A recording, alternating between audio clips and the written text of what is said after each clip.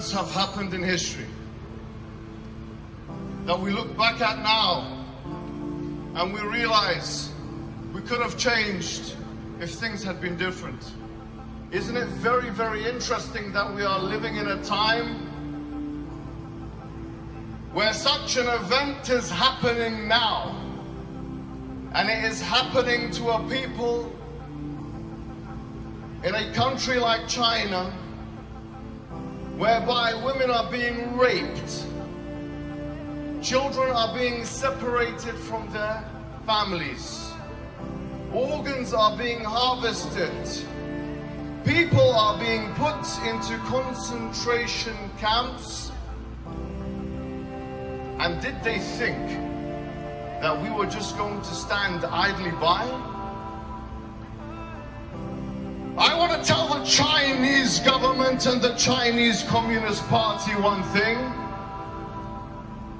I want to tell you directly, you may be able to manipulate governments, but you cannot manipulate the millions of Muslims around the world.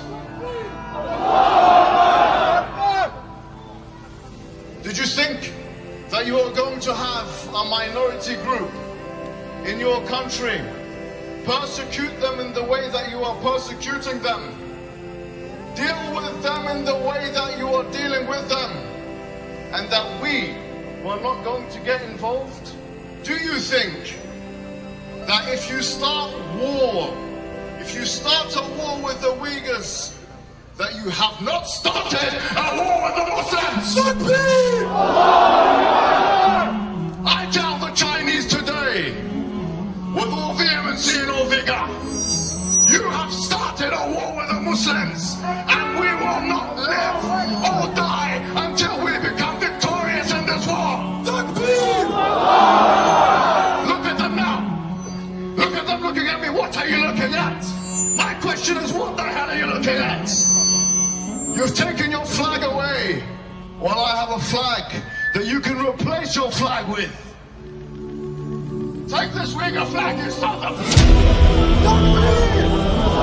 I tell you today, you have nothing to offer the world. You have nothing at all to offer the world. You know why? Because you have already incorporated a Marxist communist system. You've already lost the war against the Americans and the West, because you have taken their ideology. But let me tell you something. Your best bet is actually to become Muslims. That's your best bet. Your best bet is to do what the Mongols did and embrace Islam. You have nothing to offer the world. You have nothing to offer the world at all. What happens if you become a superpower? Tell me what happens when you become a superpower in this Cold War that you want to get into with the Americans. What have you got to offer the rest of the world? You've already taken their ideologies. Marxism, Leninism, you are nothing. I tell you, you are nothing. And it's only a matter of time. It's only a matter of time until we deal with you. And I say this again, with all vehemency and all vigor, that you cannot beat and defeat an enemy. That when they look at the barrel, the bottom of the barrel of the gun, they see paradise. We don't care about death, in fact. We don't care about martyrdom. Please make us martyrs. You cannot beat us. We're the unbeatable enemy.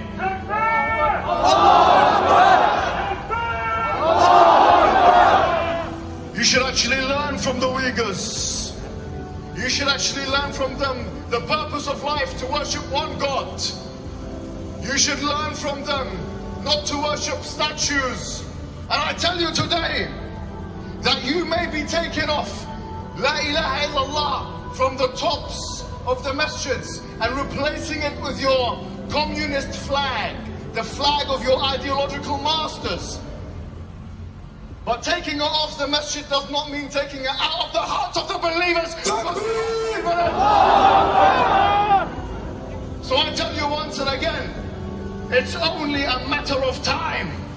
And you may want to start this Cold War with America, which you're starting now. Having the Muslims as your enemies is not a good idea. And history, as it had in the past, with the Persians and the Romans and the Mongols and all of these, history will tell this story again, and you will be defeated under...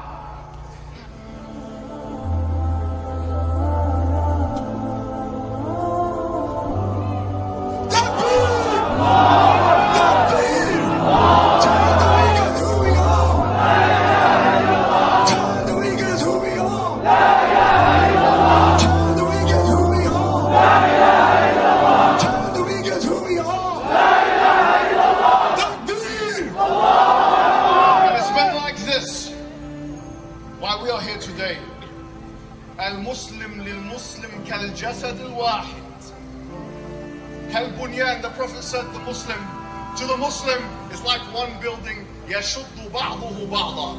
We pull each other together. I don't know much about Uyghur culture, but I know one thing, that we are here for the Uyghurs and we will not rest until justice is served.